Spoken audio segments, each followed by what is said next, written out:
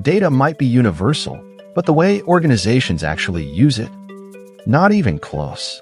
If you've ever rolled out a dashboard from a US team to a European office and watched it stall out, or tried to apply an Asia-style operational analytics playbook to a LATAM market and wondered why it didn't land, you already know the punchline. Business intelligence isn't just tools and pipelines. It's culture, economics, regulation, and decision-making habits.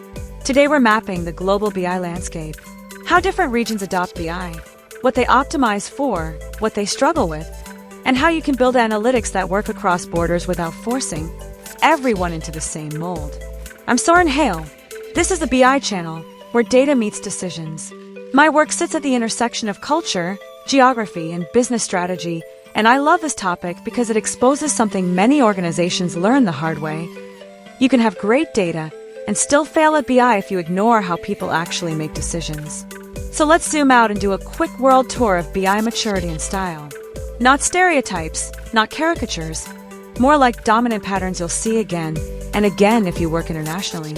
Start with the United States. BI adoption is fast, experimentation is high, teams pilot new tools quickly, spin up dashboards in days, and pride themselves on momentum. The strength here is innovation. People are willing to try, iterate, and move. The trade-off is governance.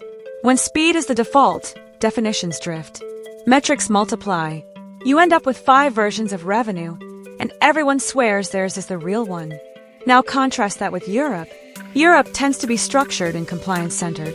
You'll see more methodical deployment, more attention to lineage, access controls, and the question, can we justify this? The strength is strong data governance and a serious approach to privacy. The weakness is that rollout can be slower because the standard for readiness is higher. In many European environments, BI isn't just about insight, it's also about defensibility. In many parts of Asia, you'll see analytics hyperscaling in manufacturing, finance, logistics, places where operational excellence is a competitive advantage. The strength is execution. Analytics tied directly to throughput, cost, delivery, and performance.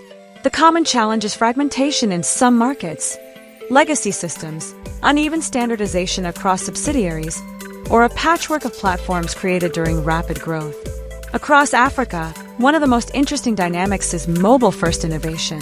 Especially in fintech and agriculture, there's a pattern of leapfrogging, skipping older infrastructure and moving straight into mobile data capture, mobile dashboards, and analytics that assume people are working on phones, not desktops. The strength is creativity and accessibility. The challenge is uneven access to enterprise-grade tooling and, in some areas, inconsistent infrastructure that makes scale harder. And then there's LATAM. You'll often find strong entrepreneurial energy and growing adoption of analytics. Teams move with agility and a practical mindset. What will help us win customers this quarter? The constraints are real, though budget, headcount, and legacy processes that linger longer than anyone wants. A lot of the BI story in LATAM is about doing more with less and building value while modernizing in parallel. Already you can hear it. These differences aren't abstract. They change what dashboards look like, how KPIs are defined, how quickly decisions happen, and what good BI even means in that context. Now let's break down the 5 big factors that shape BI adoption globally. If you remember nothing else, remember these 5 lenses. They explain most of the friction and most of the opportunity in cross-regional analytics. First, cultural attitudes toward data. This one is easy to underestimate because it doesn't show up in your architecture diagram, but it shows up in every meeting. In many US organizations, data supports decisions. It's a weapon for speed. It's evidence, but it's also permission to move. People will say, the numbers look good, let's ship it.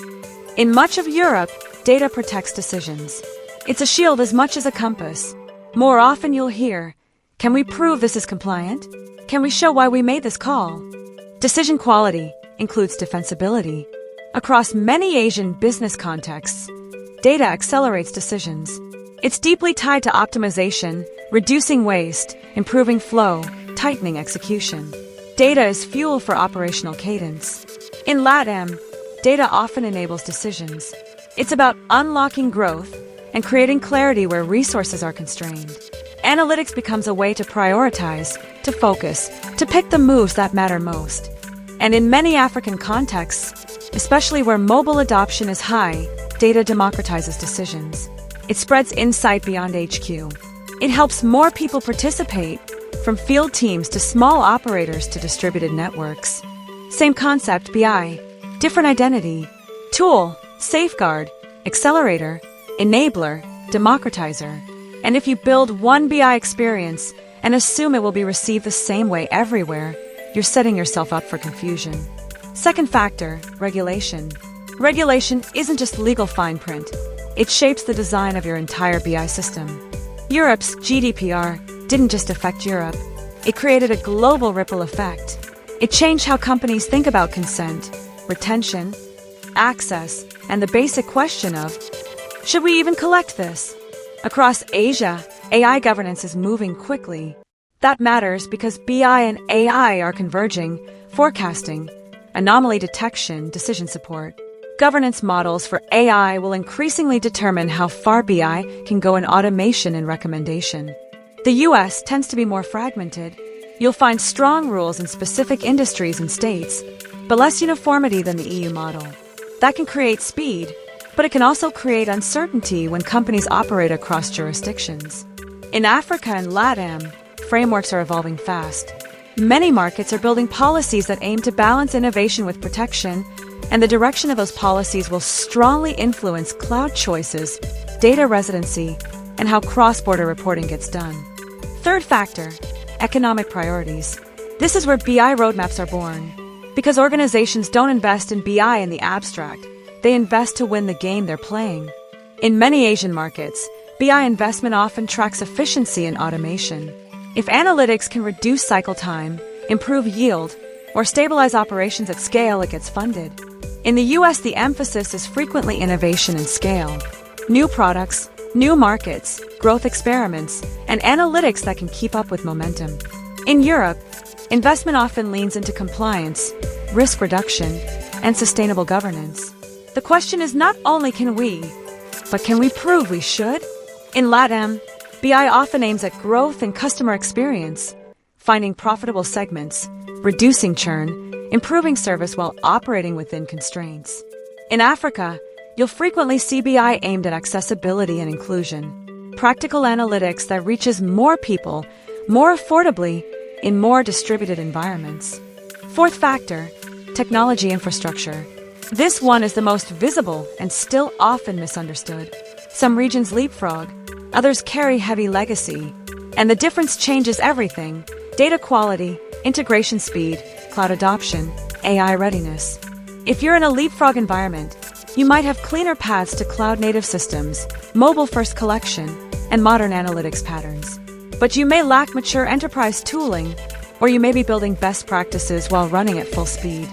If you're in a legacy-heavy environment, you might have large amounts of data and mature processes, but integration can be slow, definitions are tangled, and modernization requires careful migration planning.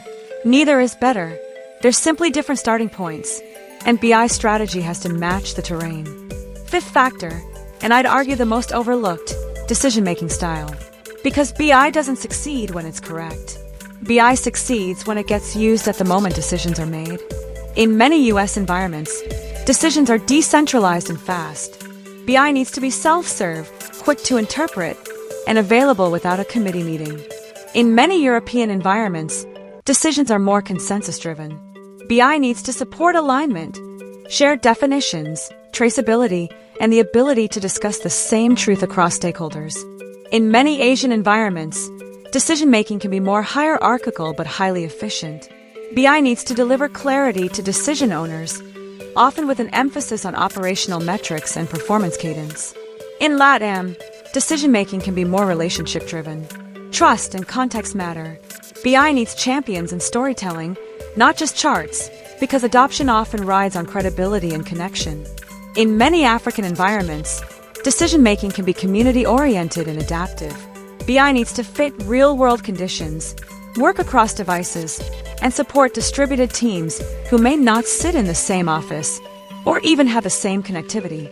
If your dashboards assume a fast, individual decision style but your region runs on consensus, you'll get frustration.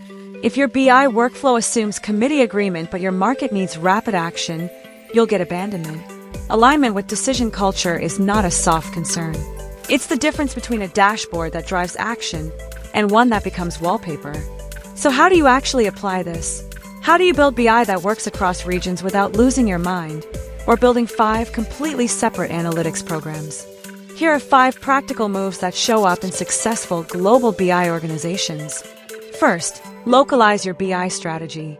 Not your entire data foundation, your strategy. A single global BI playbook rarely lands as is.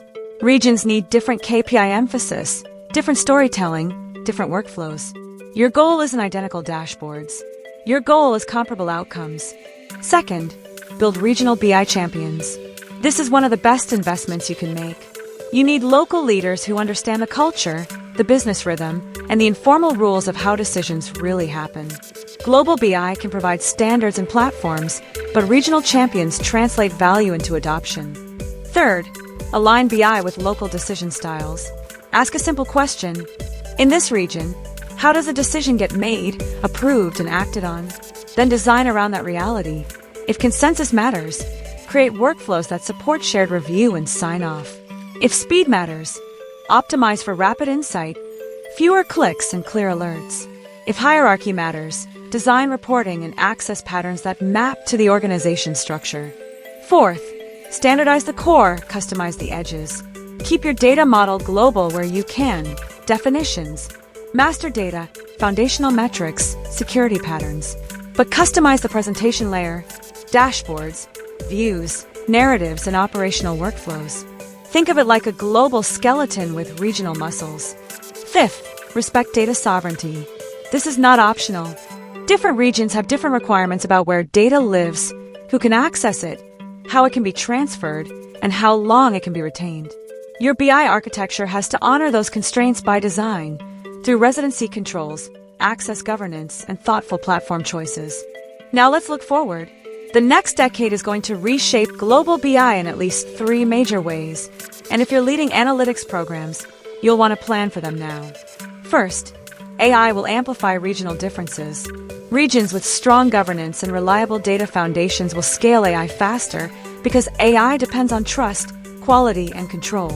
Regions with flexible innovation cultures will experiment more, testing co-pilots, recommendations, and automation at the edge.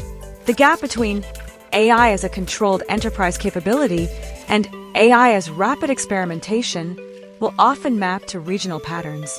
Second, global BI roles will become normal. If you've ever tried to coordinate KPI definitions across 5 markets, you already know why. Expect more roles like global BI architect, regional decision intelligence lead, and cross-market analytics strategist, people whose job is explicitly to connect the global core to local reality. Third, multilingual BI will become mandatory. And I don't just mean translating a dashboard title. I mean dashboards, metric definitions, narrative explanations, and AI co-pilots that can operate in the user's language, literally. Because the future isn't just global distribution of tools, it's global comprehension at speed. Let's land this with a few takeaways you can keep on a sticky note, metaphorically speaking. BI is global, but adoption is deeply cultural. Regions differ in governance, speed, infrastructure, and decision styles, and those differences show up in what good BI looks like. The BI leaders who win globally are the ones who keep standards at the core while adapting the experience at the edges. And what's next is multilingual, AI-driven, and more interconnected than ever, meaning your job isn't just building dashboards. It's building understanding. If this episode helped you make sense of the global BI landscape, follow the BI channel for more conversations on data, AI, and decision intelligence. And if you're building cross-regional BI program, share this with your global teams. It's often the missing context behind why the same dashboard gets very different reactions in different places. The BI channel, where data meets decisions,